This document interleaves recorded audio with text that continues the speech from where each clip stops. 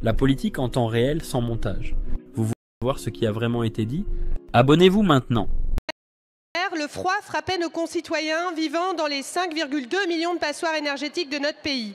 Cet été, ce sont les canicules qui frapperont des familles, des enfants, des personnes âgées enfermées dans des fours thermiques.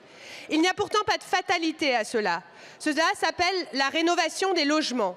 Un pilier de la justice climatique, énergétique et sociale, un moteur de notre activité économique locale. Une solution éprouvée.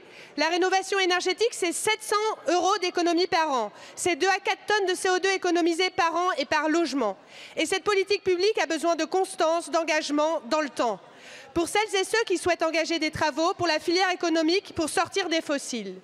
Comme nous l'avons dit et répété dans plusieurs rapports parlementaires, c'est l'inverse à ce à quoi nous assistons.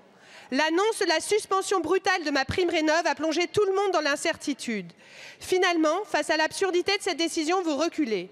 Ce matin, votre collègue Madame Létard nous a réunis. Nous la remercions pour cette volonté de dialogue, mais à ce stade, nous ne sommes pas rassurés. Et pour cause, vous limitez le dispositif au seul monogeste et vous voulez réviser le DPE pour faire disparaître artificiellement les passoires thermiques chauffées à l'électricité. On ne rénove pas, on reclasse, on triche avec des rustines de court terme. Et pour boucler la boucle, l'opacité budgétaire demeure. Aucune trajectoire pluriannuelle claire.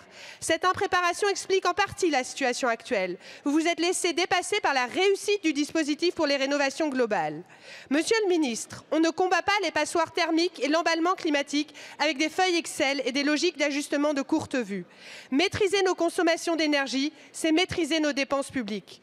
Quand allez-vous enfin aligner les moyens financiers aux objectifs climatiques et sociaux fixés dans la loi? D'ici n'est pas seulement une chaîne, c'est un mouvement citoyen. Notre objectif est de documenter la politique de manière claire, accessible et sans manipulation. Si vous valorisez